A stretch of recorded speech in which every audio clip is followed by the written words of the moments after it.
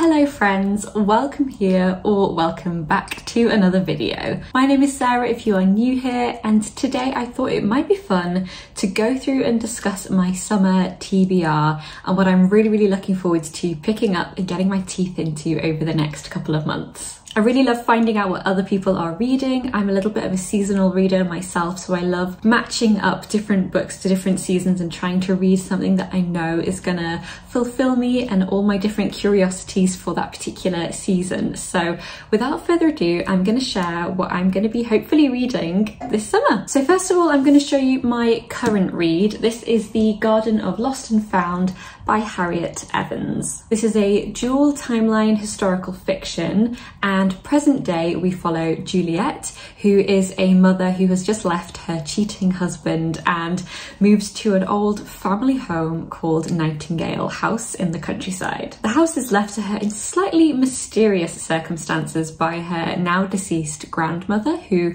she had a falling out with, but they were initially incredibly close. Our other timeline follows Liddy and her family, and Liddy is Juliet's great-grandmother. Liddy marries a renowned painter called Ned Horner, who creates a very famous painting called The Garden of Lost and Found, which depicts almost like this perfect family image and this sort of very much Age of Innocence, Victorian-esque painting. So that timeline is set in kind of the early 1900s. However, tragic circumstances in the past mean that this portrait represents everything that Liddy has lost. The house, not the garden as the title might suggest, but Nightingale House seems to be what is tethering these two storylines together. And there's also in both timelines these ongoing themes of family and betrayal and motherhood, as well as sort of just like the tenacity of women and prevailing over the circumstances that are thrown at them. It's not my favourite so far. It has not been one that's completely gripped my attention, but I am looking forward to seeing how this ends and seeing how these two timelines really come together. The other book that I'm currently reading on audiobook is The Library of Lost and Found by Phaedra Patrick. This is a story about a selfless, middle-aged librarian called Martha Storm. Her life revolves around how she can help the people in her life and how she can help out her community as much as possible. She sees this as her pretty much only purpose and value in life, and as such her community quite clearly take her efforts for granted. However, one day, completely out of the blue, a book of fairy tales lands on her doorstep, very mysteriously, and when she opens the book she discovers inside a dedication to her from her grandmother, who she believed had died many years prior. As she begins to discover more about the book's origins, she discovers that her grandmother Zelda might actually be alive still. And so many more family secrets begin to be upturned as well. This is a very gentle story and is very much centered on family love, as well as discovering yourself and discovering that you are more than your purpose and more than what other people think that you are. So it's very sweet so far, and especially as an audiobook, it's very relaxing to listen to. Next book that I have on my TBR is one that is a fairly new release and one that has been on my kind of anticipated reads and releases for 2024 because it's by one of my favourite authors of historical fiction, and that is The Household by Stacey Halls. I'm not usually a fan of reading things from the blurb, but when I was trying to come up with some notes and a way that I wanted to describe the book, honestly, it just felt easier and probably better to just give you an overview of what the blurb says. So, Urania Cottage reminds Martha of a doll's house, of a staged domestic life where, upon closer inspection, the fire is a pile of ribbons and the windows are pasted shut. London, 1847. In a quiet house in Shepherd's Bush, the finishing touches are being made to welcome a group of young women. The house and its location are secret, its residents unknown to one another, but the girls have one thing in common. They are fallen, offering refuge for prostitutes, petty thieves and the destitute. Urania Cottage is a second chance at life. But how badly do they want it? Meanwhile, a few miles away in a Piccadilly mansion, millionairess Angela Burdett Coates, one of the benefactors of Urania Cottage, makes a discovery that leaves her cold. Her stalker of 10 years has been released from prison, and she knows it's only a matter of time before their nightmarish game resumes once more. As the women's worlds collide in ways they could never have expected, they will discover that freedom always comes at a price. Tell me that doesn't sound incredible. I can't wait to read this. I love a historical fiction all year round, but something about getting mixed up in a completely new world or a world from the past in the summer when it's swelteringly hot outside or when it's having a downpour and a thunderstorm. There's no better feeling than just getting fully immersed in a world, and this is one that I'm really, really looking forward to reading. Also, how gorgeous are these end papers?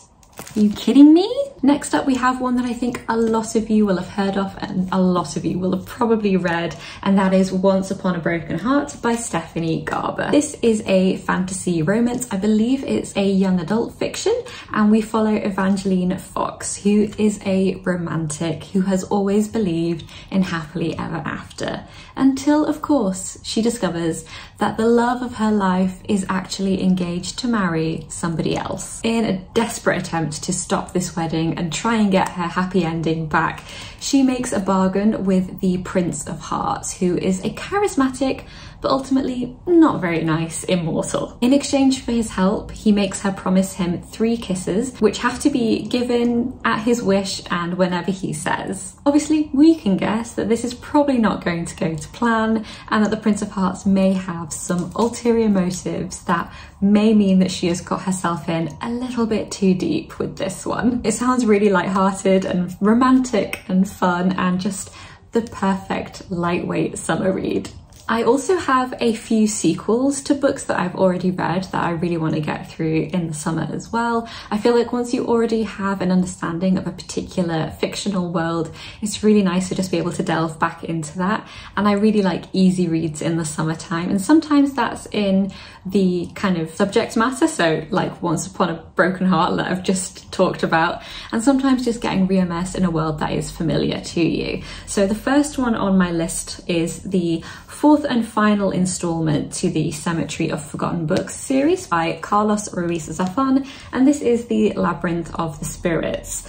It's quite a chunky book, but I am really looking forward to it. I find the worlds and the tension that Carlos Ruiz Zafon builds is just phenomenal. It says on the front this is a genre crossing achievement, and I would really say that for all of the books of his that I've read. A lot of the books I would probably classify mostly as historical fiction, but so many of them have this sort of surrealism or magical realism peppered all the way through his stories, this sort of bending between reality and the magical, and he's just such, or was, I should say, such an incredible writer. This book still follows the Sempere family in Barcelona, and this book follows Daniel Sempere, who is now the owner of his family's bookshop. And this particular volume is set in the 1950s, with Daniel trying to uncover a little bit more about the mysterious circumstances surrounding his mother's death. Now, just as he thinks he's getting ahead of the curve and thinks he might be solving the mystery, a really sinister conspiracy comes to the forefront, and he realizes there's a lot more to unpack. This is set kind of against the backdrop of Franco's regime and is a very tumultuous period of Spain's history, but this is sort of more,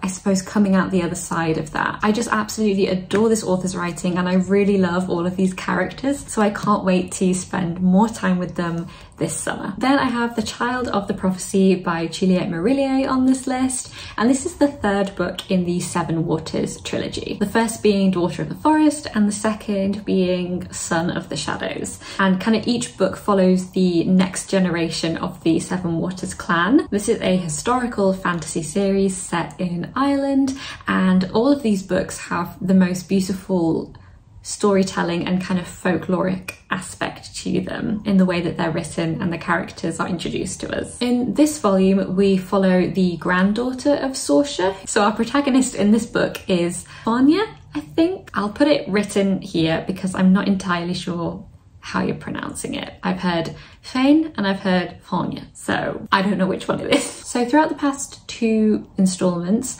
one of the kind of core elements has been this idea of the spirits of the land, or the Fae, sort of diminishing in power due to the introduction of the Britons' religion, as they are kind of taking over more and more land in this region. And so in this book, we see that it is now kind of up to Fonya to solve all of these riddles and try and balance all these different powers at play in an attempt to create harmony and peace. I don't really know how much else I can say without giving away massive spoilers for the other 2 books, but needless to say that I love the writing of Julliet Marillier, and her character work is just absolutely beautiful. The way that she writes women, they are always so bold, but in a way that is really tender. They are brave, they are loyal, they're just protagonists that you really want to root for. They have their flaws, of course, which is again what makes them so realistic and makes them so lovable. And again, it has this beautiful magic system that is all revolving around the landscape and around nature.